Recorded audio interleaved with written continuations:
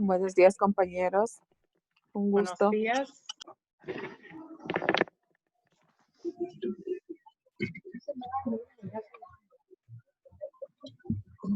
Hello, everybody. Nice to meet you. Everybody. Nice to meet you. Nice to meet you. Nice to see you, everybody.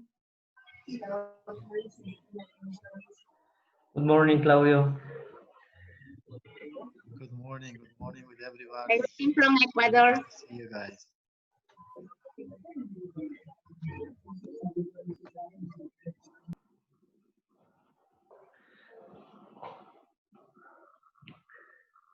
Okay, I think we have to wait like 5 minutes. What do you think, Patrick? Like It's the Ecuador, okay. We can wait wait. an hour.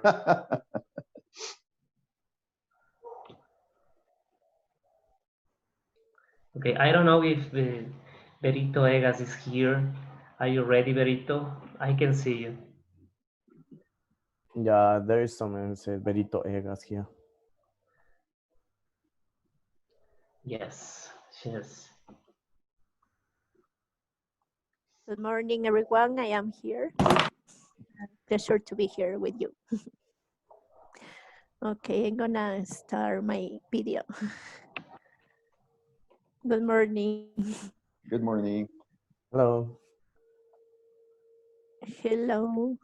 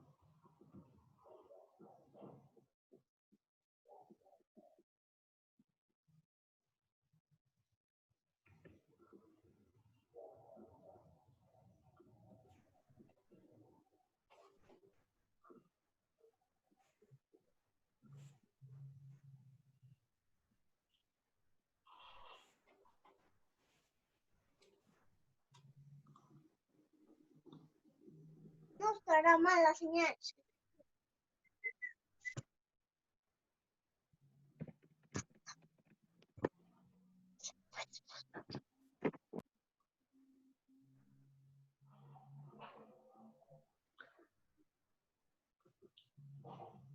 Okay, Jesse, I think we can start.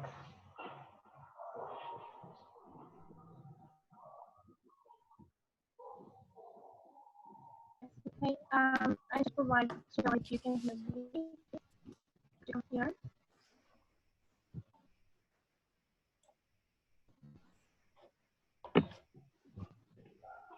Can you hear me?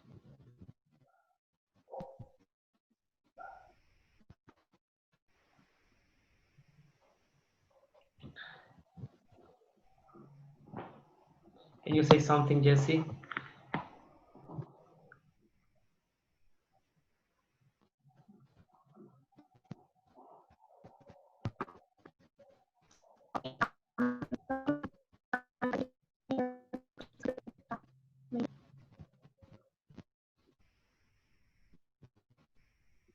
I think there is a problem with the microphone. I think the audio is not clear.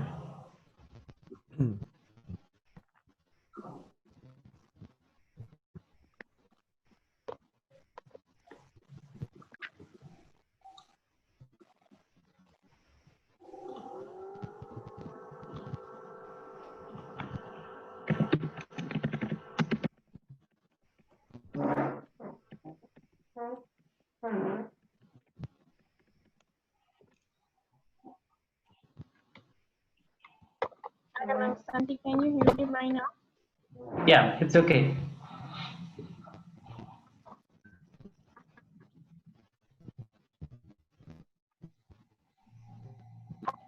Yeah, so thank you so much. So, yes, good morning, everyone. It's a pleasure with you. I would like to welcome to today's session. Okay. Today's session is going to be based on a Sorry, panel it's not discussion, clear. how to I approach and can't listen. Can you try without the headphones? Maybe it's the headphones, Jesse. Can you try without the headphones? Maybe it's better. Or maybe it's the internet connection.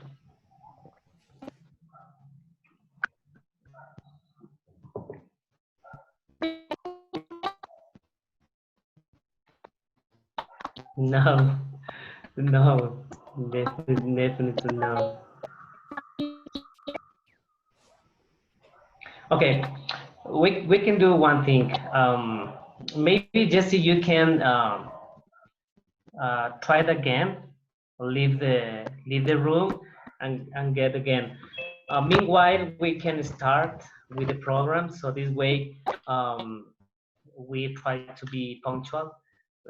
It's important to be respectful with the people who are punctual. So for this reason, we're going to start.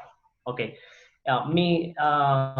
While Jesse is trying to fix the technical problems, I would like to say thank you to you all. My name is Santiago, and it's a pleasure to be here with you. And also, it's a honor, a really honor to be with my ex-teacher, Patrick. He's in the United States right now.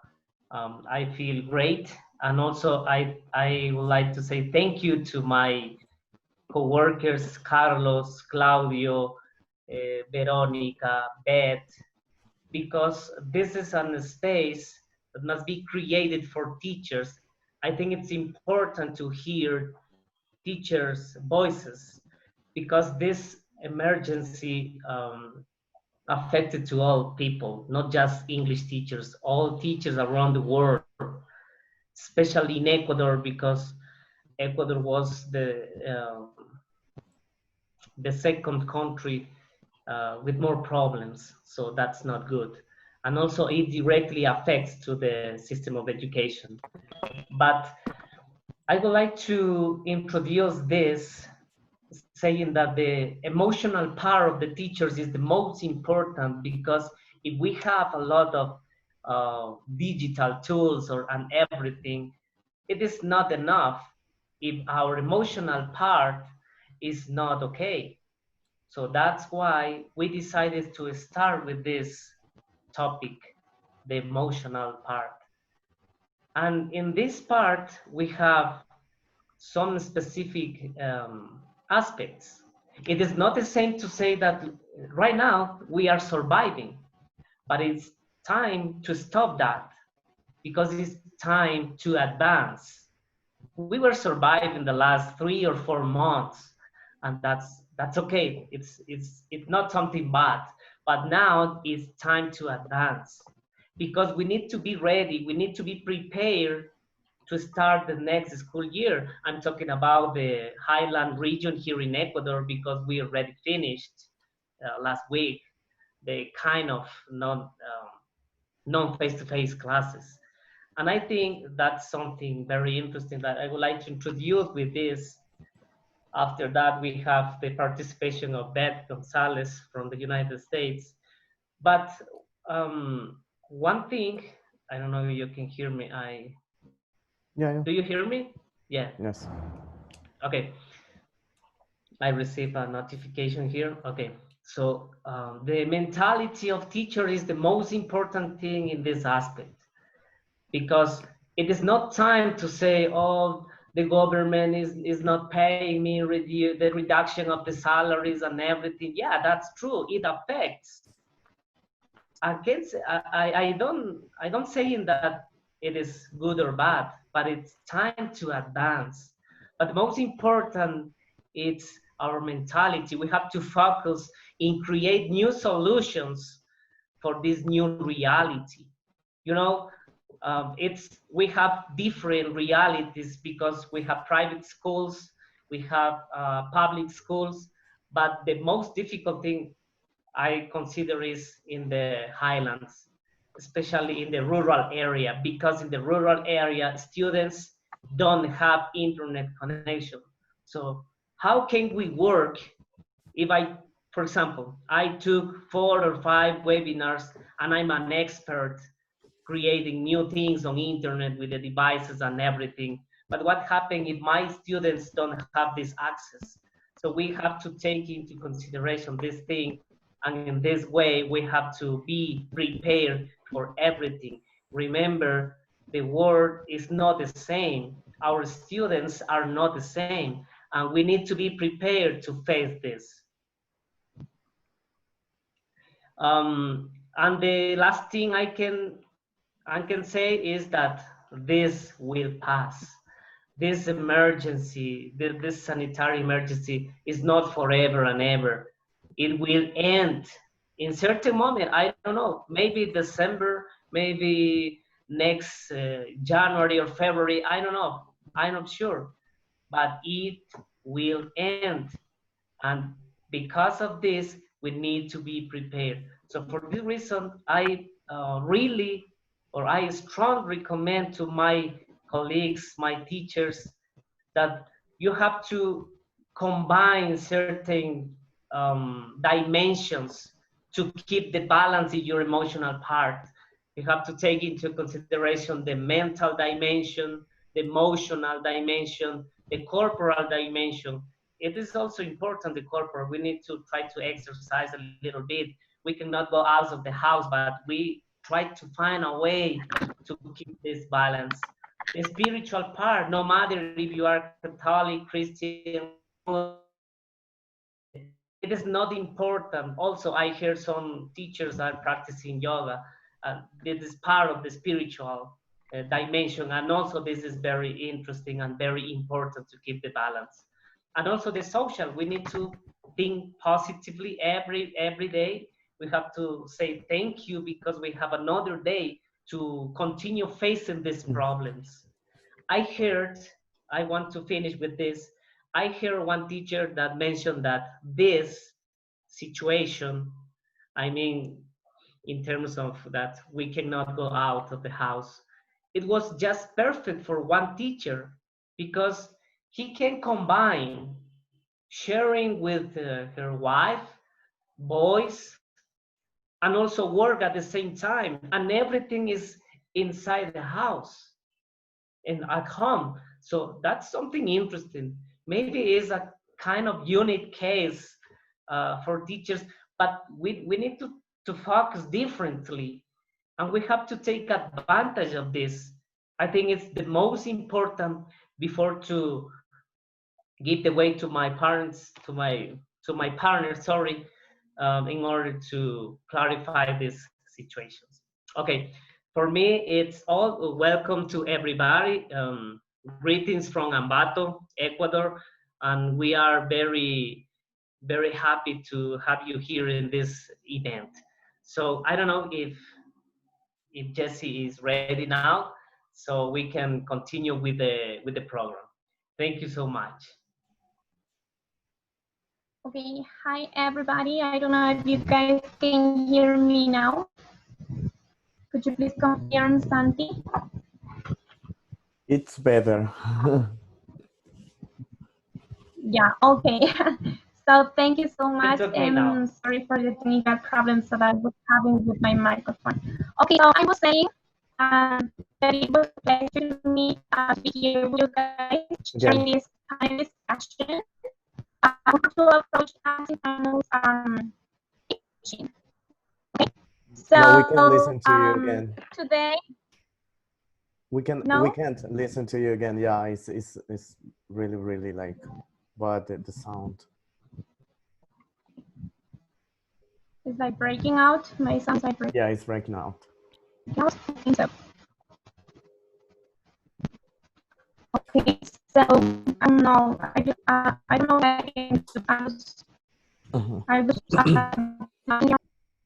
to feedback. What's happening? No, it's just still like So maybe what I am trying to right now is connect through my cell phone, so I do not know if you guys I don't know if this is going to work. So just give me a second. I'm trying to do it right now. I think it's the Right now, internet connection. connecting. It's not very clear. You're breaking in and out.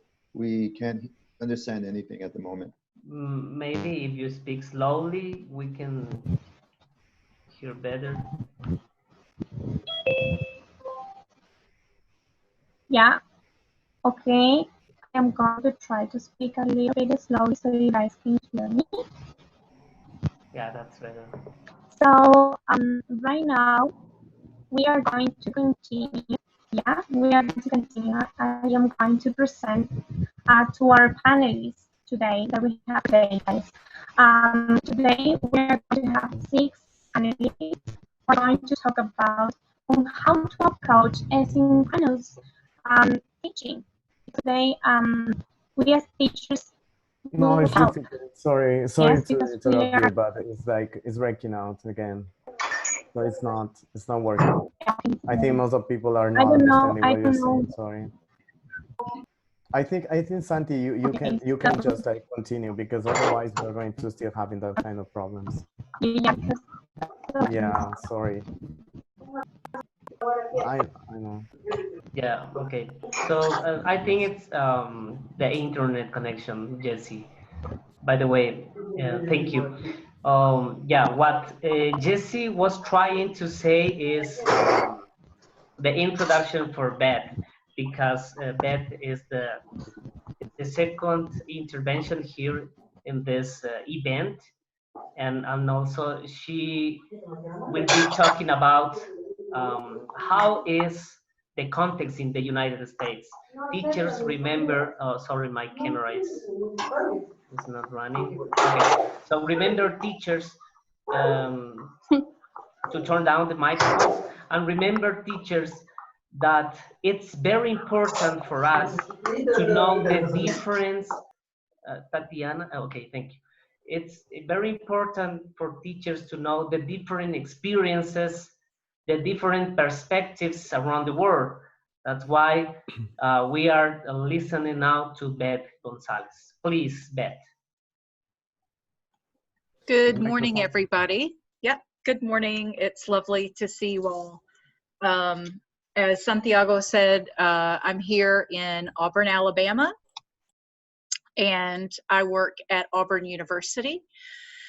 And I'm not quite sure when you guys went remote, but right at our spring break in March, we did a very quick transition from face-to-face to online instruction. We were lucky in that we had about a week to prepare because it did come during spring break. So we had a couple of days during spring break, plus we gave teachers a couple of extra days in when they came back from spring break so that they could make the transition to remote instruction. And there were a lot of challenges that we had to face. And I'm sure you all went through the same thing. You know, first of all, we have to learn a brand new technology, learning how to navigate Zoom. Zoom is what we use for our remote instruction. So we had to learn how to use Zoom, how to use it effectively.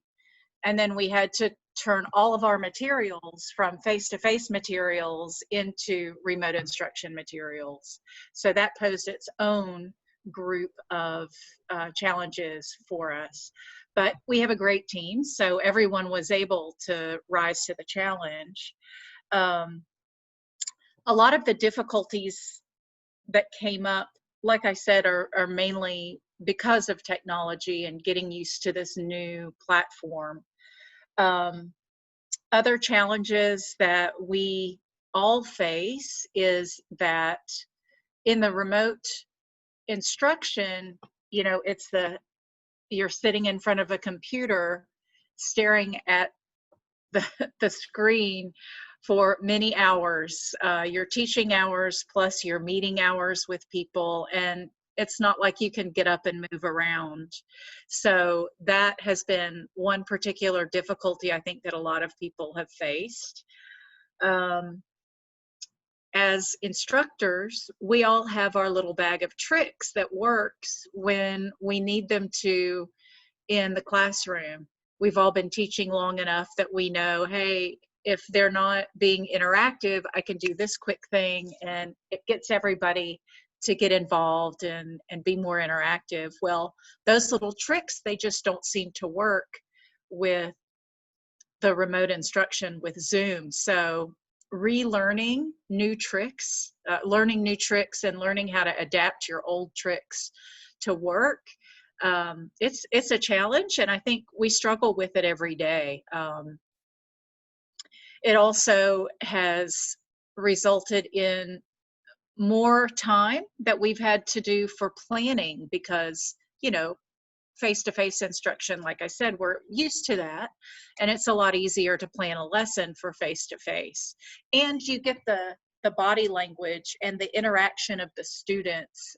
There's just a lot more connection that you can make in the classroom. So we've lost that with the with the remote instruction. So that's been a particular difficulty that we've all had to face. And that's for us as instructors. You know, the interaction part is so important with English, with teaching our students English, especially. Shy students, you know, it's kind of hard to get students to volunteer anyway, but in this remote environment, they're very hesitant because everybody can really hear them and really see them face to face through this. And then another challenge, just like we've experienced here today, is spotty internet connection. So for some students who live in our apartments here, their internet's not very strong. And even here at my house, I have a great internet connection. I've got fiber optic. I'm hardwired into my computer, but there are certain periods of the day when the network gets overloaded and even, you know, the best internet connection goes out. So these are all challenges that we've had to face here in the higher education context at Auburn and Auburn Global. And I know you mentioned, Santiago, I think it was you who mentioned the lack of internet for students in certain regions. We also, that was a beautiful song. Thank you for turning it off. um, where was I? Internet connection for students in remote areas. We also have that problem in our high schools and middle schools and elementary schools. There are a lot of people, a lot of kids who don't have computers, they don't have access to the internet. So, that's another challenge that's a, a governmental issue and a state issue. But teachers do experience those issues here as well. I'm curious if anybody else wants to pipe in with maybe some difficulties that you've had in this transition. I'm not sure the best way to do this, whether you should just kind of pipe up or raise your hand. I'm not quite sure what the best is. If you'd like to participate and mention some of the difficulties and challenges that you have faced and how you've dealt with it.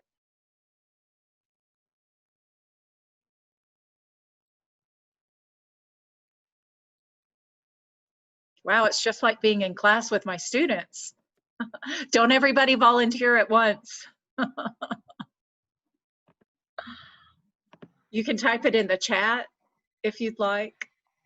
Okay, thank you. Thank you very much, Beth. Oh, for okay. your Thank you very intervention. much. Okay, Thank you. if you have something else. No, I don't. Okay, thank you so much. I think that in the program, it was set at the end, some questions for I see. the Thank you. audience. So at the end, I think they are going to write in the chat, or they have Okay. different questions for us. Thank you, Yes. Claudio. Thank you, Claudio. Yeah, in the second part of this event, we will have the questions from teachers. So now it's time to hear Carlos Alvarez. He is studying in Europe, making his PhD. So please, Carlos, it's your turn. According to the program, it wasn't my turn, but okay, I'm ready. So, hello everyone. Thank you so much for being here. And actually, I was going to talk about something that you, Beth, said about this transition of face-to-face classes to this remote teaching. Well, the first thing that I want to say, is about myself is that I'm Carlos Alvarez, and I'm a PhD student here in Eötvös Loránd University in Budapest, Hungary. So, well, I really feel that the same transition that Beth talked about here, because actually we were here in the spring break, and that's why it was very easy for teachers. Actually, they just took like one week to make everything clear, everything ready for the students. As Beth said, there are some students who don't have internet access and everything like that. However, I want to mention that I'm going to compare with what happened and the experience that I had with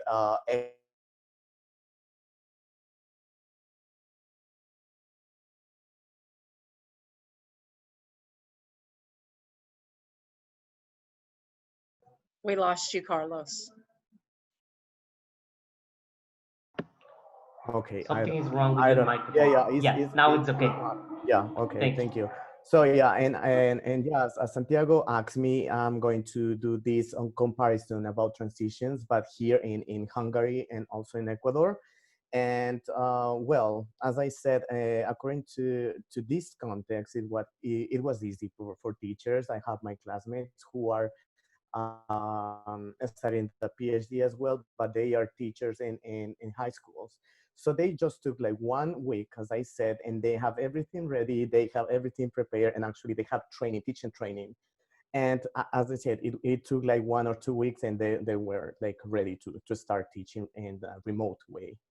In Ecuador, and according to my experience that I said, because I belong to some Facebook groups and WhatsApp groups, I think it took more than 1 month or 2 months, and when we are still like, you know, working with features and everything. And actually, I think something that we didn't have is this teaching training.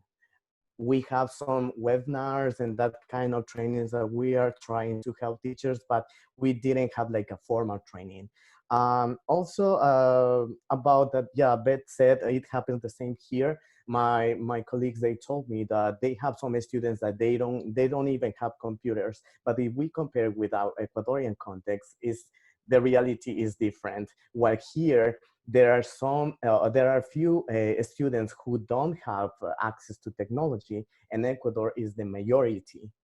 So this is one of the really yeah, like the huge comparison that I can do, because obviously we don't have that kind of ICT tools, and we don't have, you know, the internet access. Even teachers, we don't have that kind of tools that we can use in this remote teaching.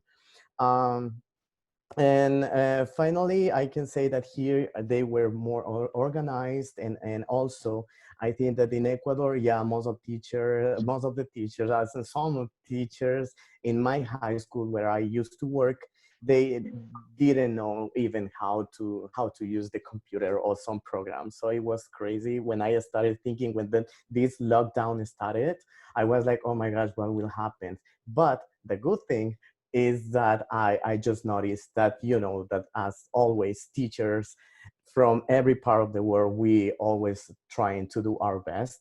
So I think that now we are just like trying to overcome that kind of situations.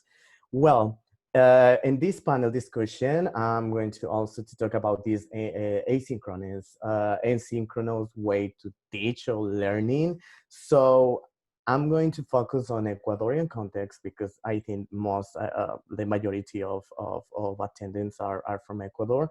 So yeah, I think that if I compare this asynchronous and synchronous way of teaching, yeah, for me, because I have a lot of experience like working with ICT. I love ICT, and I've been working for, when I started teaching, I always try to use technological tools with my students. And the best way, as I said, because is it's a better way to work with our students is in a asynchronous way, because it's more flexible.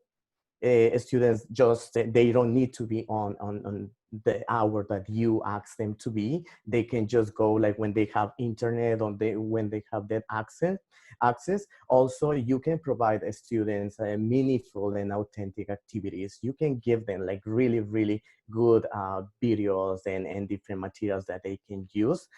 Obviously, our planification, the planification that we as teachers have to do, has to be based on goals, but not like when I saw some planifications of teachers, they just tend to do, okay, we're going to use this content because, or I'm going to use this material because this material is so interesting. But sometimes this material doesn't fit with the goal that you want to achieve from your students. So this is so really important that you have to take into account that when you are preparing some materials for your students, you have to work on that, like, okay, based on the main goal that you want to achieve. And obviously, the best way to work is combining the asynchronous and synchronous way, when you can and you have this situation that you can, you know, gather your students in the same time, is going to be awesome. But if you don't have, it's better just to do like asynchronous way.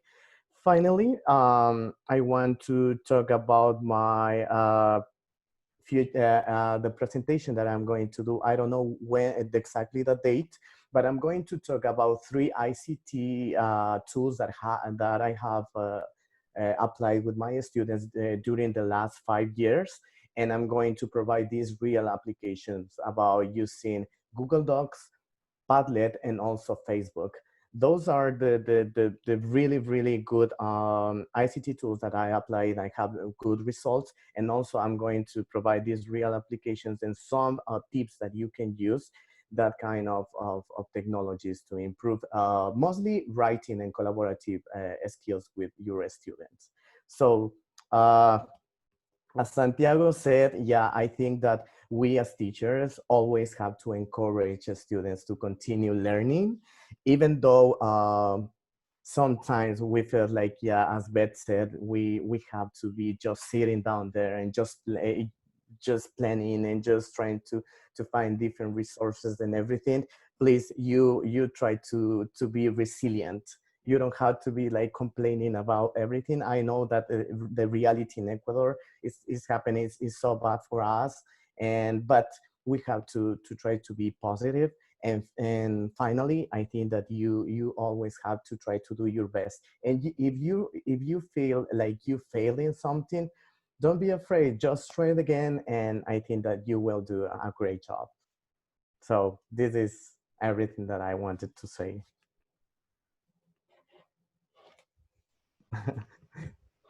Thank you. Now, guys, Thank can you, you hear me? Carlos.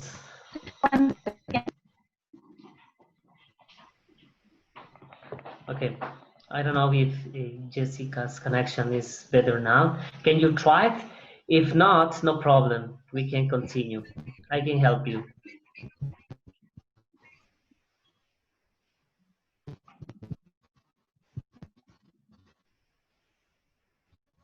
Okay, I think the problem.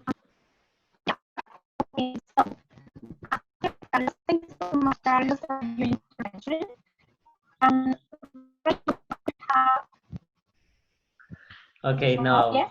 thank you. Okay, so right Sorry now we about are that. going to have Patrick Maestas with us. No? Yeah, yeah. Okay, can I start? Yes, Patrick. All right, thank you. Good morning, everybody. Pleasure to be here. Pleasure to see some of my former students from New Mexico State.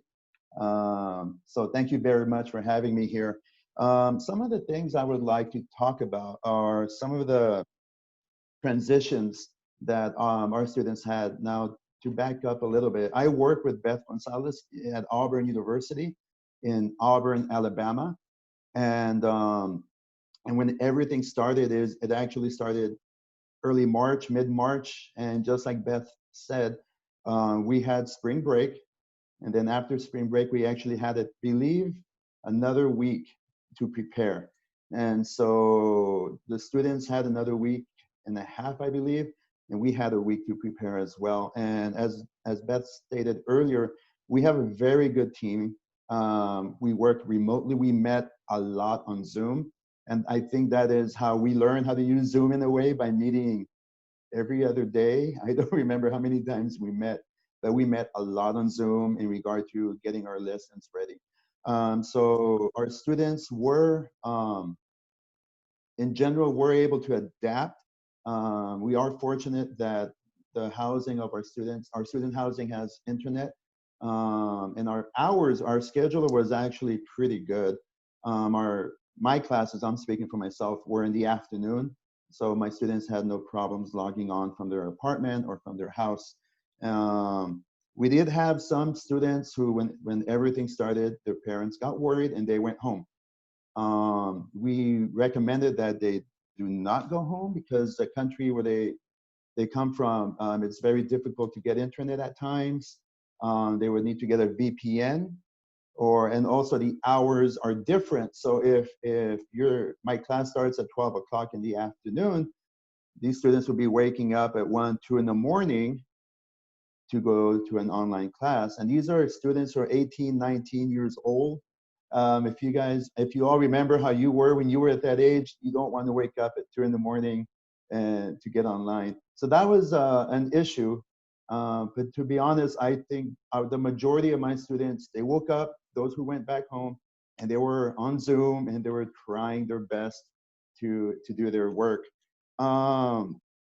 At first, I mean, in regard to adapting to online courses and Zoom, it did take a little bit of back and forth. I would put out my Zoom invitations. I had students logging on too early. And then when I would log on at the right time, they would leave. Later on, they would tell me that nobody was in class, so they thought it was canceled. I had students logging on to a different class and then logging back in. So there was some, I'm trying to think of the word, learning pains for everybody, in particular our students.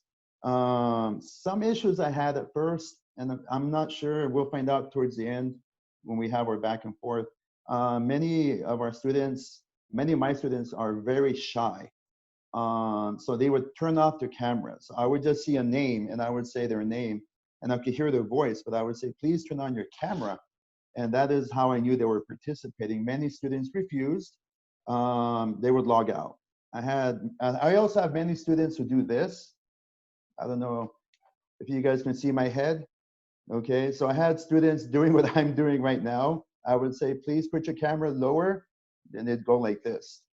Okay, so for some people, they were just really shy and the whole camera thing just totally threw them off. Okay, I had a number of students who were doing really well in class. They were coming to class, they were doing their work. Unfortunately, when we transitioned, they just had a difficult time being in front of the camera. Okay, so I had students who struggled. I had students who would not do their assignments. Their assignments were to submit a video we use Canvas. I'm sure there are other learning management systems out there like Blackboard, but I had some students who just were too shy. And so they had a hard time transitioning from a regular classroom to an online classroom. I don't know if you guys have used Zoom. Okay, let me backtrack. Breakout rooms in Zoom. Okay, in Zoom we have breakout rooms where I put the students in groups and they go into a room where they are supposed to work on a task for the class for about 10 minutes or something. One of the issues I encountered at first, and then I sometimes encounter now, is I would join the breakout room and the students would be speaking in their native language. So that's something that I still struggle with now. And I encourage them to remember that we are an English class and speaking your native language is something that's not really helping you at all. Some issues, because it is an international class, we'll have students from one country speaking their native language, while there's another student from a second or third country sitting there wondering what's going on. Okay, imagine you go to a classroom and everyone is speaking German. You speak English and Spanish, but you don't speak German, and the German kids are ignoring you. That was an issue that happened, and it still continues to happen now, but not as much because I tend to jump into the breakout rooms a bit more. Some of the issues, not issues, some things that my students had to adapt to again where when you transition to online learning is in regard to my listening and speaking classes. In the past, you prepare a speech, you get up in front of the class and you do your speech, okay? All of a sudden we're in Zoom. And that didn't really work out for me very well because it's one thing to give a speech and in front of people, it's another thing to give a speech on Zoom, kind of like we're doing now. Giving the speech is not a problem. It's the other 12 students in class who are not paying attention, turning off their cameras, or visibly, playing on their phones. So that was an issue for me and for maybe a couple of teachers as well. I try to go around that by making the students record their video before, and then we watch the video in class. And for one class, it worked well. For other classes, they had a difficult time transitioning to making a video. I did try to introduce a couple of new programs for the students to use in regard to presentations. There's a program that I've used in the past. It's online. It's called Screencast. And after this, I'll type it into the chat. You guys can check it out later on, where you prepare your PowerPoint and then you use Screencast to present your PowerPoint with a small video of you at the bottom. Some students were great. They adapted very quickly. And then I had other students who just could not figure out Screencast. Some of them would just refuse because they're shy. Other students could not. And this is not everybody. It's a very small percentage, I'll be honest with you, at least with my class, okay? But it's a small percentage that we're trying to reach to make sure that they are successful as well. These kids can use TikTok. They can make great videos on Instagram, WeChat, WhatsApp. They know all this technology. I'll ask them to go to a website to make a video, and I get emails about not what I don't know what to do. My computer's not working. It's always a computer or the internet. So again, this is something that, and I think Carlos said something that we need to adapt to the students. We need to make sure they're able to do an activity. If we think it's a good idea, it might not work out for them. So as instructors, I think we need to be flexible. Carlos, Beth, everybody here, we got great ideas and it's gonna work. And then it sometimes does, and sometimes it doesn't. Then we need to, instead of being stubborn, because I am a very stubborn man, I need to, okay, it didn't work for half my class. What can I do different? So I think it's something we need to be able to acknowledge. Like me, I acknowledge I'm a very stubborn man, but I also do reach out to Beth, to my colleagues for different ideas, all right? So to conclude my little spiel here, reach out for help. There's nothing wrong with reaching out to your colegas, to your colleagues.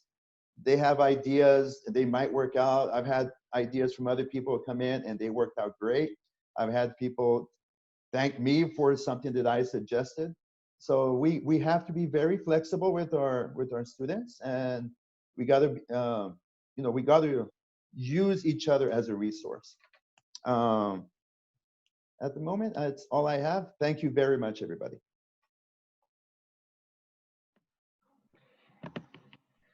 Thank you, Patrick, for your intervention. I can see some coworkers raising their hand, giving claps to you because your intervention was very nice. As the same as Carlos and Beth. Everybody is happy here, so that's good. Okay, so continue with the program, with the panel discussion. It's time to hear Veronica Egas. She is a university teacher. Actually, she is working at Universidad Nacional de Chimborazo here in the Highlands. She is an expert in teaching English. So it's time to hear Veronica, please. Okay, good morning, everyone. It's a pleasure to be with you.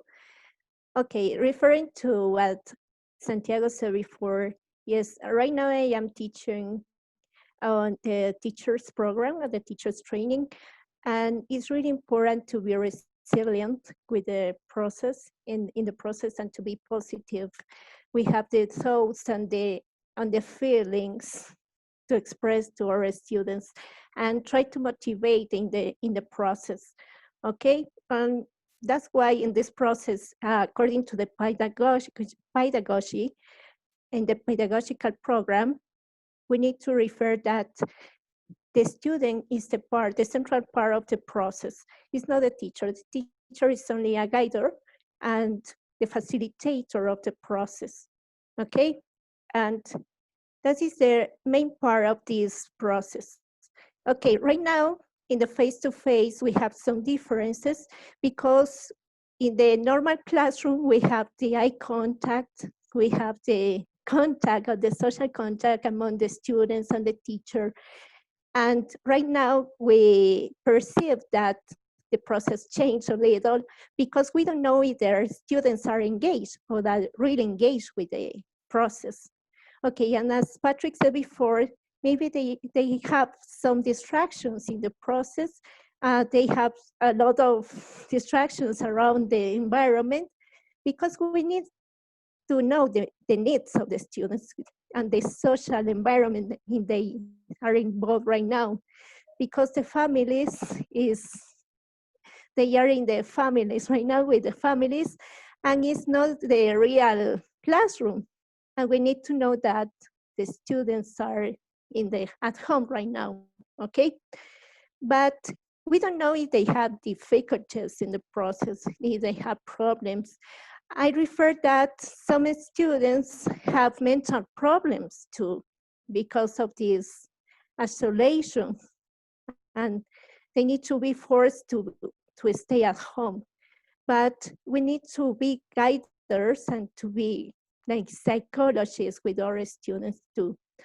Okay, with the pedagogical moments, we have the initial process. I refer to the normal situation that I have in the classroom. I propose in the synchronous moment, the initial process to follow in the content and the concepts with the students, but then the students need to build collaboratively in the process with, with tools, with resources and materials that we have access right now on the internet. And I disappear from a moment from the process, and they need to have in contact, to keep in contact with the partners. And it's necessary, this contact. It's not only that they they are here right now, like we can see faces in the screen. It's necessary to have this process into the groups, because they need to reinforce the process and the knowledge that they are acquiring about the topic or the subject we are teaching, okay? And then in the closure, I propose that the students need to present the products of their findings. And this is the process that I follow normally, but they feel comfortable most of the time, because I propose each session a type of innovative teaching of methodology process, because it's necessary to be innovative in this process, okay? Okay, I don't know if you have any question at the end I could answer. Thank you so much for the invitation. And the social environments are important to be in the process, okay? To be connected is not in the solidarity with the teachers and the colleagues is necessary, okay? Okay, thank you, Berito, with your participation. Okay, Thank you we so are much going for to the continue invitation. with this event. As Berito said, we have some questions from teachers at the end of this first part of the panel discussion. So now we are going to give you the opportunity to talk about some important things to Claudio. So Claudio is ready to share some of the experiences during this difficult situation, you know. Okay, Claudio, it's your turn. Hi, everyone. First of all, I would really like to thank Master Santiago for inviting me today. It's really a pleasure to have the opportunity to share these moments with all of you. Thanks, Santiago, because it's really important to have these spaces. It's really important to talk with other people who have been experiencing the same situation as we have been, right? And before speaking about my experience, I would like to also congratulate all the teachers that are here and in general, but mostly English teachers. Because sometimes English teachers, I don't know if you had the same experience, but sometimes English teachers have been left behind. Sometimes they give priority to other subjects. They said, oh, the priority is mathematics, the priority is language and literature, the priority is this and that, without taking into consideration the real importance of English. So this type of discussions are really important because it allows us to have a broad perspective of the different realities that everyone experiences in their own place. Okay, and I hope with our experience we can contribute in something. And just I want to encourage you, their colleagues, their teachers, I really want to encourage you that despite not being paid, despite of the difficulties, I really encourage you to keep working with the same effort, with the same perseverance, and with the same motivation that you all have. Well, I work in the University of Guayaquil, We are in the coast region, and we just started our classes. And the experience has been, I think there will be always positive aspects and negative aspects. One of the positive aspects is that uh, I don't have to be taking my CD recorder to the classroom. I don't have to be taking other materials because I can just click and I can play a video. I can present a PDF document to the students and they can read all the time. Obviously, technology is just a tool that will help us, and it has been something positive. I'm very positive person. I know that the public schools and high school, it's the reality is different. I mean, we cannot close our eyes until that situation. It's really difficult. However, we are doing the best to contribute in the teaching and learning processes, right? So I'm a very a positive person, and I see it that the near future is going to be okay for Ecuador. I think everybody is learning about the ICT tools. I think everybody is trying to acquire language, to acquire some of the digital tools that will allow us to have a better teaching and learning process. Now, the thing that I really am concerned is about the assessment. I think is one of the main concerns in the university because uh, if we take a test online, the answers, it will be around the students in 1 minute. So it's really hard to control that. A summative assessment is going to be really, really hard to obtain. So what we are doing in the university is basically to work more in the formative assessment, okay? So that we are going to teach them through online tools and trying to make them learn, okay? I think is that something really important, the formative assessment, because allow us to know the lack of the language they have. They allow us to have a better perspective on what we have to do best, because none of us were prepared for this situation. I mean, we didn't expect this to happen, and we are struggling. I think all of the teachers are struggling to migrate from the traditional scenario to a new scenario. I think that, believe it or not, most of the teachers are very traditionalist, right? And even here in Ecuador, I had the opportunity to work with many colleagues who are very traditionalist. They like to focus only on grammar. They like to be teaching only in a certain way, and moving from that comfort zone to another reality is really hard. So that's why I motivate and I really encourage my colleagues to do our best. And again, I think that the technology has a paramount importance in this process. Even though there are poverty, even though there are some students who don't have a computer and not even a cell phone, despite of all of that, we have as a teachers to train ourselves, to train, to get help from others, and trying to acquire as much as knowledge as we can so we can provide our students uh, the best education. So I really encourage you to learn again. I will be showing you some of the tools that I use in the university on Thursday. So that might be something useful for you. Okay, and I just try to do my best as everyone else. And I'm a very positive person. I mean, I just wanted to say that, to share with you that teaching in a virtual environment is possible. I know there are a lot of things that are difficult, but remember that there are a lot of things that we cannot handle. We cannot do anything about it. There are thousands of people dying in Africa because of different issues.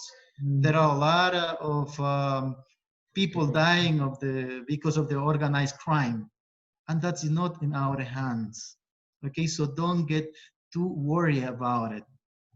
We have to do what we have to do with the people that we have and with our students, And I just want to encourage you guys to keep learning, to keep improving, despite of all the difficulties that we may have. So after this, if you have any question concerning the way that we are teaching, I will be glad to answer or to share an idea that might be useful for all of you here. Thank you, Santiago, again for inviting us. Thank you to Senapro, because it's really nice to have this space to share ideas with everyone. Thank you, Santiago. Thank you, Claudio, for your intervention. Dear participants, as you heard, there are a lot of comments, a lot of opinions, different perspectives, and that's something enrichment for us.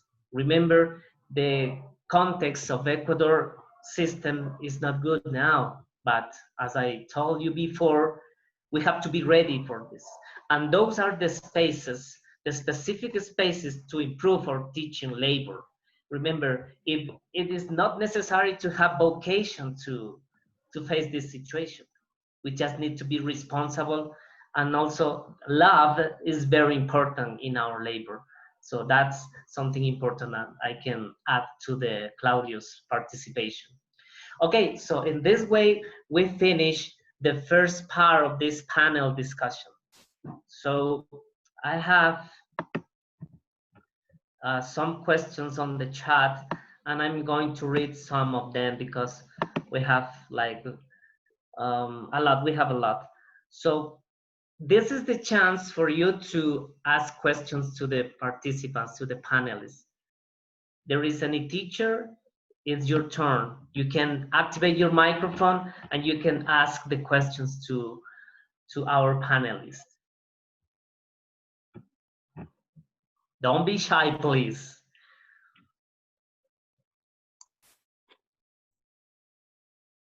Hi, I'm Lilian. Congratulations for this space for teachers.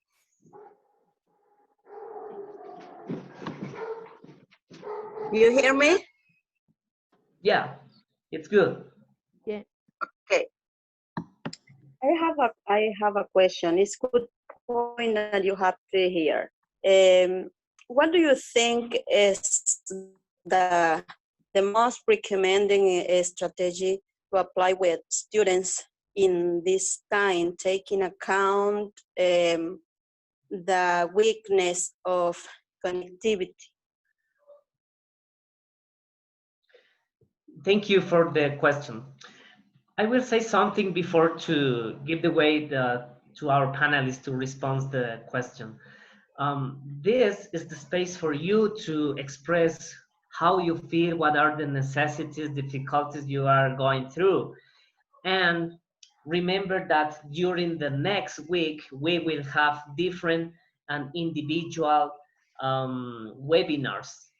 Each panelist will have a specific webinar in order to give the answer to specific questions in terms of teaching. I mean, it could be planning, development, evaluation, and things like that. So in this case, I would like you to repeat the question, and I would like to Claudio Malo to answer this question, please. So this is the dynamic of this, okay? So we need to be kind of organized. Santiago is going to say who is the person to respond, okay? So this question is for Claudio. Please, teacher Lilian, could you repeat the question, please? Okay, thanks. What do you recommend as a best way to work with students asynchronous part of the teaching learning, taking account the weakness of connectivity we have, of the most of students have? Okay, Lilian, thank you very much for the question. Listen, I believe that everything depends on each university or each school. I mean, according to all the policies and according to all the rules that you may have in the university or again in the high schools, you have to gather with all the teachers, with the authorities, and determine what is the best for your own reality. What I can recommend you is that, for example, we are working with asynchronic activities. Okay, it's kind of I would say distant learning program. Okay, it's not the same, but I will say it will work very good. For example, we set a number of activities a week. The students can log in the platform and they can do the activities whenever they can. So it is not necessarily to do as on a specific time. You give them a week. So they can have all the week to do all those activities, and based on that work, you are going to evaluate, or you are going to see, or you are going to grade them. So one of the strategies that we are using in the university, again, is that we have a video conference, I would say, for 45 minutes once a week. Okay, and then the rest of the work is asynchronous. And we all work on the platform through photos. If someone can have a Zoom or something like that, he can just log in the platform and send a message to the teacher, and you can guide them through a written form, not necessarily face-to-face or through these online videos. So again, it depends on the reality. Now, for high schools and for basic education, what is recommended is to work on that methodology called project-based learning, which allows us to set, again, a number of activities that you give them to the students, and you have to evaluate the final product. Okay, so that will be, in my experience, that I can share with you. But it depends on each reality that you have. Okay. Thank you, Claudio. Beth is okay. Thank you, Lily. Okay, Beth wants to say something. Okay, so Thank you. Thanks, Santiago. Yeah, when I was listening to the other panelists, I remembered something that I thought everybody would be very interested in. One of the things that we found was really useful when we started the remote instruction. And anytime now that we have classes that meet remotely, this is something we're going to do. We had to teach students how to be good students on Zoom. So our teachers came up with a big list for netiquette. So I think one thing that teachers will find useful is training students on how to be a good student in this new platform. Patrick sort of mentioned it, you know, with the students that like to talk to you like this, or just turn their cameras off. It's really important to teach students how to effectively use the new platform. So I just thought that that would be something you guys would be interested in. And one more thing, Patrick, actually everybody mentioned how important it is for teachers to collaborate and work together and support each other. It has been a difficult transition for a lot of people, but one of the things that we have found is that if we help each other, we reduce the work, and we make stronger lessons, and we have come together more as a team. We've been able to really support each other, and I think even though it's been a big hardship, I think that we're always surprised by how wonderful people can be and how tough situations can bring us together and make us stronger. So thanks, Santiago, for giving me that that opportunity. thank you too, Beth. Okay, there is another question from teachers, please. Sorry about that. Yes, I have a question for everybody. Fernanda, okay. Yes, good afternoon to everybody. Greetings from Ambato, Ecuador. So I have a question. what can we do in order to avoid students share the Zoom's password with other people? Because at the moment of entering to the meeting, some other people who are not part of the group start insulting, start disturbing to the teacher and the other participants. So what can we do in order to avoid that? Or maybe can you recommend me another platform maybe in order to avoid Zoom, because I'm really afraid of Zoom. So what can we do in order to Fernanda, yeah, that's a great question. This Zoom bombing is something that happens. The most effective thing I think you can do is have your Zoom set up with waiting rooms. And if you don't know the student, then don't allow them to enter. That's what I would do. Mhm. Yeah, to continue what Beth said, there were issues like Fernanda said. Not I never experienced it, but I heard about it. So our Auburn University, Auburn Global, when we create a Zoom class, automatically set up a waiting room. And so they just cannot, like Beth said, they just cannot jump in, even if they have the password. So I turned off the waiting room for this webinar. But you go to security at the bottom of Zoom, and if you see a name you don't know, don't let them in. Mhm. Thank you. Another question, please.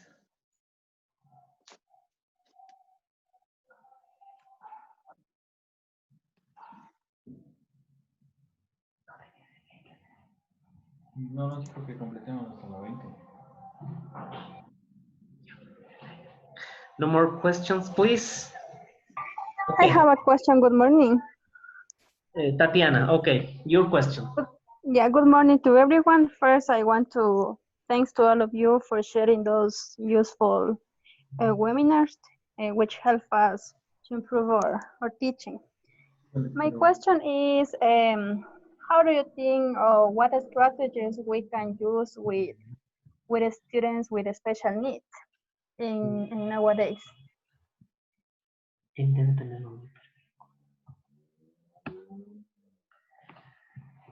Okay. Thank you, Tatiana. Carlos, can you answer, please? Do you need to repeat the question or it's okay? No, it's okay. I heard that, and actually, I was thinking that the first thing is that we really have to know our students' conditions. Well, it's not about this only about special needs, but we really have to know now if they really have this access to internet and that kind of stuff. This is the first thing that I did, like setting up my class, as Beth said and Patrick said, like we have to provide guidelines to our students, the first thing. Then after that, you have to ask them, okay, do you have this kind of technologies, or what kind of technology do you have? And then obviously we have to work together with, I'm always talking about high school because I have experience with that. So you have to talk with the DESE, the DESE department, and then you have to talk to them and to see, the students who have special needs. Actually, they are always sending us some like information about students who has these special needs. And then as always, as normal, when we used to teach, like, face to face, we have to try to find materials and activities that are adapted to these special needs that they have. That this is one of my students that I have this experience, that this student actually he couldn't write very well, like he couldn't he has this dyslexia, something like that. And the thing is that you have to really like, first of all, as I said, I talked to this department, to the DESE, and then after that, when I had this this information, I tried to find different activities that they, even though the students is still with this kind of problem or situation. But the thing is that you have to try to find different activities.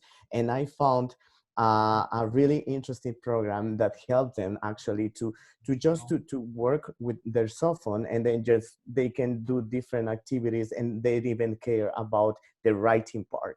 So this is something that, as I told you, my best suggestion is that you have to know the students. You have to really to talk to this department with people who are, you know, they know about the student and the level, because in Ecuador we have these 3 levels. I think we still have these 3 levels that you know, if the student is in level 1, level 2, or level 3, and if the student is in level 3, for example, yeah, it's mandatory that you have to use really basic activities for them.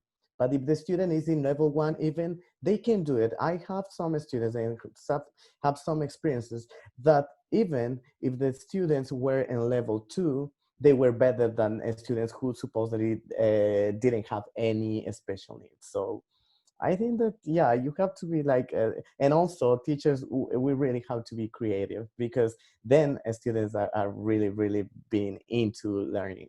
So I don't know if I answer your question, but this is my suggestion, I think.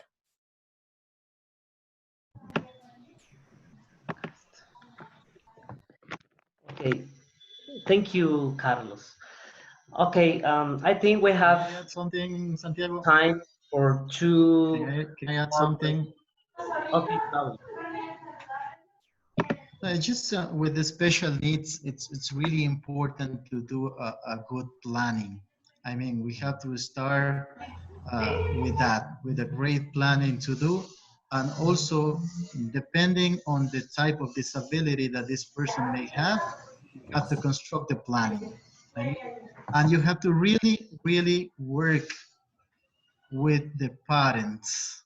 Okay, they play a special role with students with special needs. Okay, and one of the main recommendation is to plan and to talk with their parents, to get the main information from that person.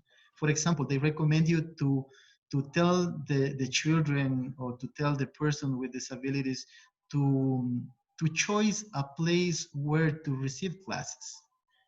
Okay, he's going to tell you where he wants to get classes, so they can set a special place in the house where they can set the computer, where they can set all the tools they need, and so he can feel free, so he can feel happy. And then obviously you have to work together with the specialists in school, and you have to do a lot of planning. We cannot do something just because we think that that would work, because they really need special attention. And it's really important to talk with their parents, to talk what they like, what they don't like, in order to help them to have a good experience through an online class. So try to make a plan, try to talk or have a meeting with the parents, with the authorities, with the DESE, as Carlos says, and then you have to figure out how to contribute for a good teaching learning process. So it's very good to take into consideration the likes and dislikes of the children with disabilities. That's one main aspect that sometimes we forget, because we are adults and we think that might be useful, but sometimes they have their own thinking. They want to receive classes in one place or another. Maybe he wants to go to the garden and have the class there. So pay special attention to the desires, to the likes and dislikes of the people with disabilities. So just I want to add a little bit to. Another question?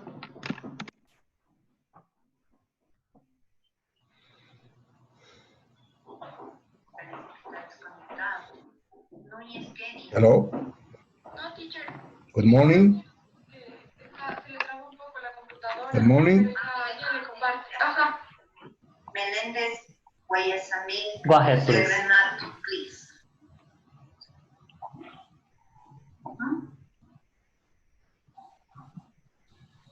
Milton, did you have a question? Yes, yes, please. Thank you very much. My name is Milton. Yes. First, let me congratulate sincerely. Can somebody, Okay, okay, can everybody make sure they're muted, please? okay, okay. Too much noise, but well, thank you very much anyhow. Let me, as I was saying, let me congratulate you, especially to the organizers of this great speeches, good, good expositions we are hearing about education. All right, I have a question for, I don't know for whom, but the topic is assessment, assessment. The question is, if assessment has to do just with cold numbers to approve or disapprove, to fail or to success, on one hand, and just a reflection, perhaps assessment or in education in general has to do how to create new leaders for our country, new people who can give solutions to overcome the different setbacks we are facing now. All right, that's my simple question. I repeat again, evaluation or assessment has to do with just cold numbers, or is perhaps a long process? Thank you very much.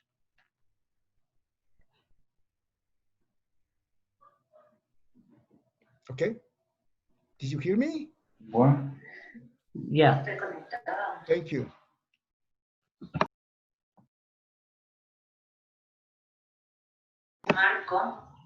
Okay, I guess I'll start. And if anybody else, or Carlos, were you going to answer the question? Yeah, if you want. You go Otherwise, for it. No, you were talking about assessment earlier, so. no, no, I didn't. But I love Oh, to okay. talk about assessment. Okay, well, why don't you take it? Yeah, actually, it's kind of difficult to listen. I don't know, Santiago, please, can you? Yeah, thank you. It's okay. Can you mute yourself? Okay. Yes. Okay. Thank you so much. Okay, one of my in this PhD of my research is about assessment, and obviously, and of course, I'm totally disagree with this. You know, just giving numbers of this the final score to our students, because yeah, as you said, Milton, it's not the actually this is not the main goal of learning a language, or I don't know in other subjects, but in learning a language is the main goal is like that our students can use it but in an authentic way. So that's why I in here, like in this kind of new teaching learning process that we are passing through, I can tell you that yes, you have to have this summative and formative assessment, because is you know is mandatory in our country. You have to present numbers. You have to say, okay, this student got more than 7, so that's why he's passing yeah, he's going to the next year.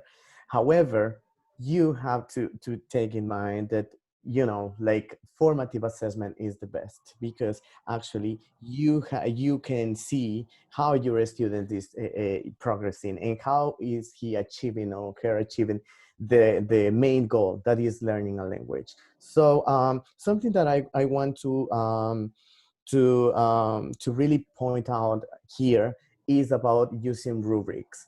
Please, if you are asking us, as Claudio said, and this is one of the other things that I'm researching, is about the project-based learning, that I really love it. And actually in my presentation, I'm going to give you a real examples that my students did at a final project. So it's providing really like clear things, stages that they have to continuously doing in a scaffolding way. And also you have to give them the rubric that they have, that you are going to grade, and that they have to accomplish in order to do a great project or final product that you called in our country, in Ecuador. So this is one thing that you as teachers, you have to create these rubrics. If you want your students to make a blog, for example, you have to, obviously, you have to plan based on what you want to achieve. And also you have to give them, to give students the rubric about the writing. For example, the design of the blog and how the blog is organized, the coherence and the pictures and, you know, the layouts and everything. So then students will have a real, a clear evidence about, you know, what they are doing, a clear idea about what they have to do and what they have to perform at the end of the unit of the pedagogical modules that you have now. So yeah, this is my answer, Milton. So I don't know, Beth, if you want, okay, Patrick, because Santiago is not there. I'm here. Okay, Santi. Can I add a little bit more to that? Okay, Patrick. Yeah, thank you, Carlos. Yeah, rubrics, we very important. We need to, the students need to understand what's expected of them. Okay. By the way, guys, please mute if you're not speaking. Yes, teacher. Thank you. Anyways, but what I wanted to add, yeah, you give the rubric, you explain the rubric to the student, but if you're not able to give like a Zoom face-to-face conversation, the comment section is where you got to get into details. And like Carlos was talking about writing, you got the rubric, you click here, you click there, they get a score 15 out of 18. Students are like, okay, I did. But in the comment section, at least in Canvas, and I know in Blackboard you have a comment section, that's where you type it in. I know you have an option of also making a video and uploading the video as well. You let the student specifically know what went well first, what went well, okay, and then let them know and how, what they could do to improve their writing. So yeah, rubrics are very important, but also feedback. I mean, they want to know why I got a 15 out of 18. Why did, if someone gets an 18 out of 18, and I'm just throwing numbers, okay, let them know why they got an 18, okay? Let them know what they did well. Even if they got an 18, there's always room for improvement, okay? So let them know exactly what needs to be changed. I've had students offer my feedbacks, email me and say, okay, I want a one-to-one Zoom meeting so you can clarify your comments. So we've done that. We've had Zoom meetings where I go off my comments and let them see on their essay what I was talking about. So it's very important, ladies and gentlemen. Yes, I agree. Rubrics are very, very important. But the feedback, okay, feedback is what makes us improve. Thank you. Matías, que tú no sientes hambre. Thank you, Patrick, and thank you, Matthias. Okay, more questions, please. Veronica Gavilanes. Hi, good morning, everybody. First, I want to thank you, everyone, because it was an excellent information, and it was really nice to see you again and to hear you. Just like when I had some comments, because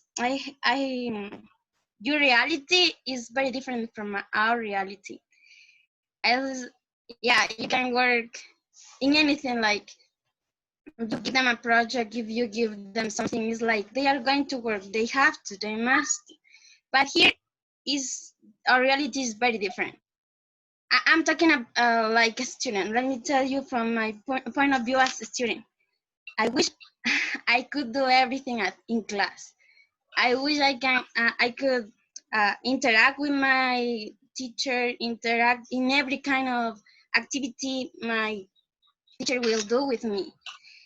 Know that you said maybe you can send a project or maybe you can send something, but how do you know that the student have the time to do something? How do you know that I am available to send you something? It's like we as teachers are forcing ourselves in a, let me tell you that it's not good because we are forcing our students and we are forcing as a teachers doing something that is beyond our hands. As Beth said, yeah, with collaboration, yeah, we as teachers, we can collaborate, we can do something. And as I told you, Patrick, everything depends on the context. I was reading some of them, and yeah, how can I going to work with a student that doesn't send something, or how am I going to work with a student that even doesn't have a suitable app to work with, or they don't have the enough technology? Yeah, everything depends. We as teachers, we have to know our students. We have to make our classes enjoyable as much as we can. So to make our students to be comfortable in our classes, because our reality is different. It's like here we have to make our students to like English, and then if they like English, they're going to work. Otherwise, here it doesn't matter. They don't care about if they have a good grade or not. So something that I have been learning from my teaching is that we have to make our classes enjoyable. We have to give them feedback of the things that they do, and then we have to adapt our things, to adapt our classes, to adapt the guides that we have, the plans. So thank you so much for everything. It was really nice. Yeah, I wanted to know something more about WeChat that you said, Patrick, and thank you so much. It was really enjoyable. Okay, Veronica, thank you so much. Any comment, maybe from Claudio, about this opinion from Berito Gavilanes? Please, Claudio.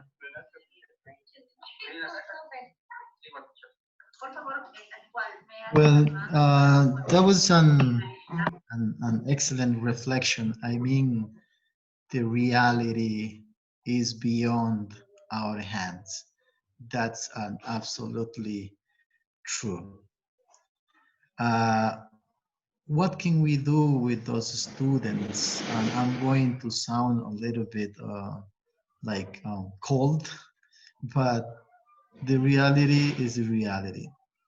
With those students who are not working, those students who are not presenting the activities, if you read the planning that the Ministry of Education sent, they are giving them 4 points just for writing their name, for writing the school that they belong to. They're giving 4 points to that, okay? And they are giving another 4 points that if they present 2 out of 20 activities, they have another 3 points, I think, 3 or 4 points. Besides, their parents, they give them 1 point for having done the activities. So even if they take a portfolio or a folder with 2 activities with their name and all the information on it, they already have 8 points. And we have to understand, and I'm going to again say this, we cannot change the system. We have to try to adapt to this new situation. I think none of us wanted to have this pandemic. No one wanted to lose our family, friends. Okay, so we have to try to understand. There are a lot of students that are not presenting their activities, but how do you know if they haven't lost their parents? How do you know that they haven't had the virus and they have been on bed for many days? So we have to sometimes work with my mother would say, with a mother heart. So we have to try to understand, guys. That will be, I will answer that. We have to be flexible. Listen, no one wants this reality, but we are living it in it. So there will be time after this where we can catch up with the activities with the students. First, I honest and from my perspective, guys, and their colleagues, first we have to take into consideration the human being. And I think that's the most important thing nowadays, the human being. Knowledge we can learn later. English, we will have time to teach them. But what about if we force them to do something they don't want to do, that will be really, really wrong. So what I want you, dear colleagues, and again, don't take me wrong, but I want you guys to relax. First the teacher, first the human being, and then the things will come easily. So now, if the guys doesn't present, if they present you one activity, we don't know the reality of them. So we will have time to catch up on the activities. So for now, guys, relax, be mentally well.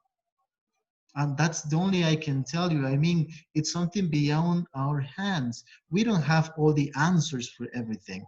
We wish to have the answer for every single question. We wish, but we don't. Unfortunately, the things are beyond our hands. So what I recommend you, dear colleagues, is to relax.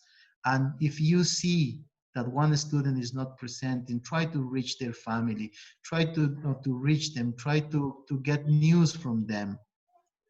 And after that, you can decide what to do. But again, the Ministry of Education is giving them 8 points just to present one piece of paper with their information and 2 activities out of 20, let's say.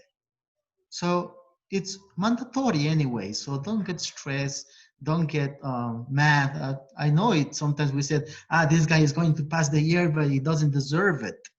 But guys, we are facing a pandemic. So we have to be really human and take into consideration that part. Doesn't matter if the guy understood or not, if he didn't learn, that will, again, we will have time, if God willing, we will have time later on. So relax, guys, and try to do your best. And that's all what I can tell you. I mean, I guess, as you said, it's beyond our hands. So I just can tell you that relax and do what you have to do according to each situation. Thank you, and Claudio. may I add a little bit, Santiago? Okay, Beth. Okay. Yeah. Thank you. Can you mute yourself, Santiago? Thank you. Okay, no, I just say thank you to. Can you mute Sorry? yourself? Can you mute yourself for just a moment?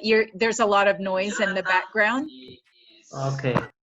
Okay, thank you. So I just wanted to kind of echo Claudio.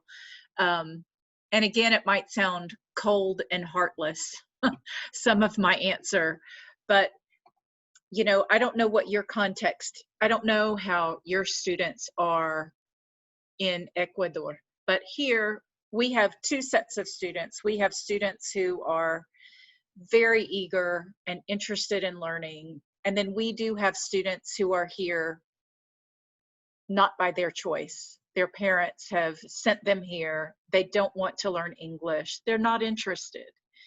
And I think the first step you have to take as we have to take as teachers is, like many of you have said today, know your student. Okay, if the student is one of these students who is just not interested, then you don't have to be more interested in their progress than they are. If they're not interested, then you can try, but don't kill yourself trying to get this student to care. You can't care more than they do. If they don't care, they're never going to do it. And you, like Claudio said, take care of yourself. Don't stress out over students who are not interested. The other students who are interested, yeah, maybe they're going through something at home that we don't know about. It's always worth reaching out and saying, hey, I know you didn't turn in these 2 assignments. Is everything okay? Are you all right? Do you need an extension? And students will appreciate the care that you show, and they will let you know, yeah, well, we've got some stuff going on and I just need some time to get this work turned in. And be flexible, just work with the students. And that really will enrich your experience, and it will enrich the experience of the student. But don't try to force students who aren't interested in participating, because if you're just gonna, it's just gonna be too frustrating for you. So stick with the students who are interested and eager to learn and work with them. Just be as flexible as possible. Thank you. Thank you, Beth. Okay, more questions, please. This is the chance for teachers. Don't forget. Is there any? Okay, no more questions. Okay, so I think it was a wonderful experience to hear some different perspectives from the US, from the Europe, from Ecuador, and almost around the world. That's very interesting. It motivates us as an institute, because what we want to do is to create those spaces, and I hope the cooperation from you in order to repeat this kind of events. I'm sure you are able to. And in this way, I want to say thank you again, and sorry for inconvenience from Jesse. Uh, uh, Definitely the internet connection was not good, but I strongly recommend you to continue support your students, because this is the most important part. And also, I'm going to repeat that the emotional part is also very important. So don't forget, we start with the first webinar on Tuesday with Berito Egas. Then we will have the webinar from Claudio, and then we will have on the next Saturday the webinar from Beth and Patrick's. They are working together. Friday. Yeah, I saw your face, Patrick. Yeah, I saw your face. Okay, sorry. Okay, and yeah, we finish, we close all of this event with Carlos. Carlos is participating on next Saturday, okay? So please forgive me, Carlos. The internet connection was not good today, so don't get angry, okay? Okay, so in the last part, I would like to give you way to everybody, I mean the panelists, to say goodbye or to say the last, I don't know, something to motivate our teachers from Ecuador. Okay, so we will start with Beth, then Veronica, then Patrick, then Carlos, and finally Claudio. And in this way, we are closing this event, okay? So please, Beth. Thank you very much. Well, I would just like to say thank you again for allowing us to participate today. This was really great. It was great to hear your questions and to see your faces, and to hear the perspective of the other panelists. I guess my final thought would be just remember to work together, work with your colleagues, and we'll get through this. And stay strong and healthy.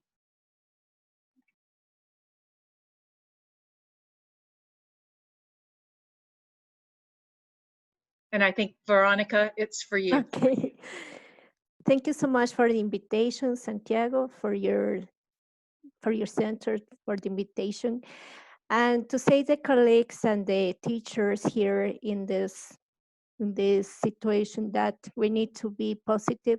We need to refer to our own feelings and thoughts that we are projecting to our students that are really important, and to be resilient, to take care of ourselves.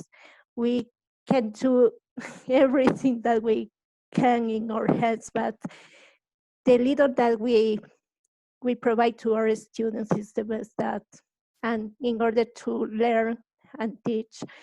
And in this case, in the moment that I'm facing today, the mental problems of some students because of the isolation, and we need to support this type of students to continue in the process and to keep in mind that the most important is that we have the future ahead, and we have the best positive thoughts in front of it, okay?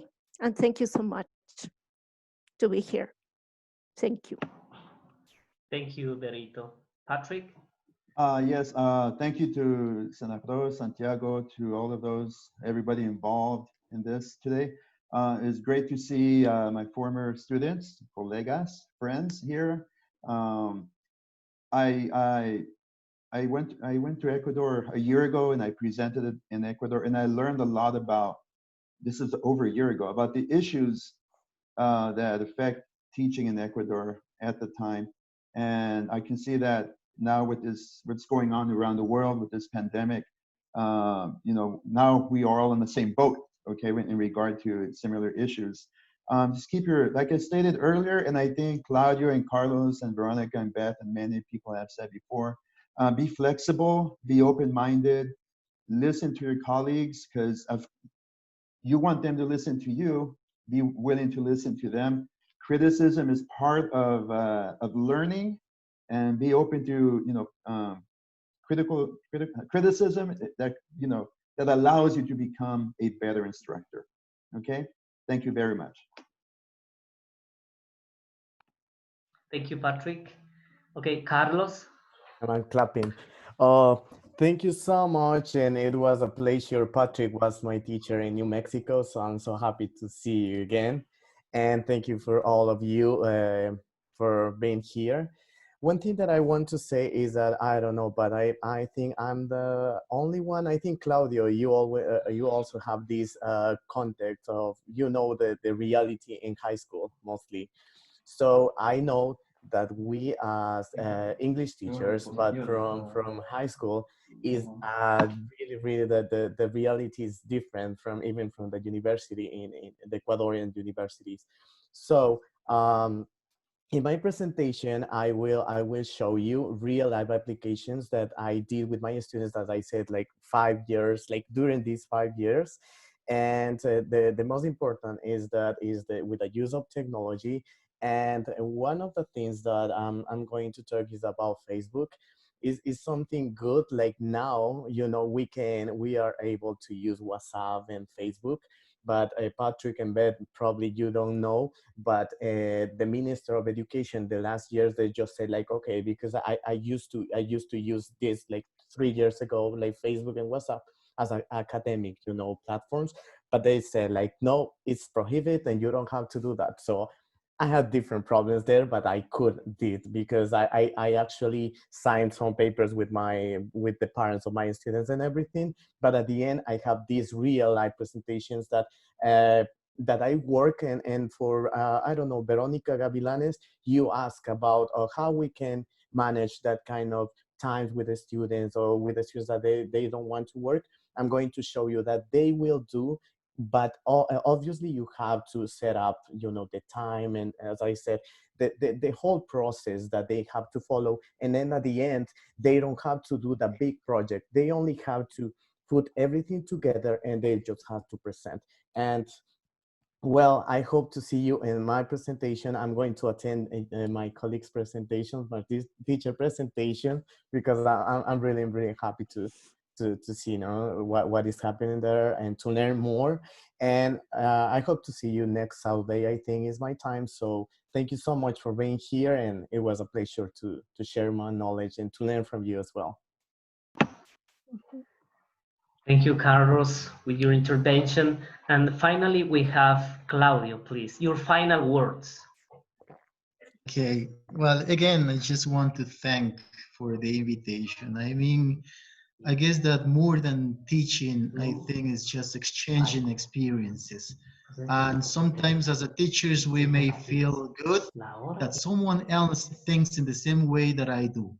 So that's something important. I really think that as teachers, as students, when we have or when we listen words from other people and we realize that they are facing the same problems, that they are facing the same difficulties, sometimes it helps us. And I think more than than teaching, I think is giving you or encourage you to continue working.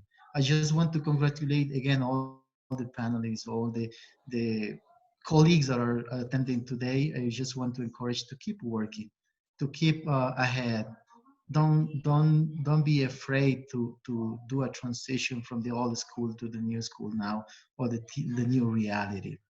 And thank you very much for listening us, and thank you very much for everything. It was really a pleasure to know Beth, Patrick, to see Carlos again. I know him a little bit from the past, and Veronica also, nice to see you again. And thank you guys, thank you very much, and continue working. I really encourage you to keep going, right? Thank you. Thank you, Claudio, and thank you everybody for this time with our this important event. We hope you can join us on Tuesday with Verito's webinar. And that's all for today. Thank you, Beth. Thank you, Patrick. Thank you, Verito. Thank you, Claudio. I thank you, my dear friend, Carlos. Thank you, Santi. That's all Nice for to see today. you, Patrick. Thanks, Bye. everybody. Thank you. Have a Have a nice wonderful weekend. day. Bye-bye, everybody. Bye. Take care. Thank you so Thank much. you. Wonderful Bye-bye. rest of the I'm Thank you going very to sleep much. now. Okay, thank you. Bye. Bye. Go, Carlos. Go to sleep. Yeah, it's Bye. 8 p.m. Bye. Take care. Bye. Have a nice day. You Bye-bye, too. everybody. Bye. Have Oh, a nice day now too. people are talking. Okay. Oh, yeah. Okay. Bye. Take Bye, care. everybody. As always. Bye-bye. Bye-bye.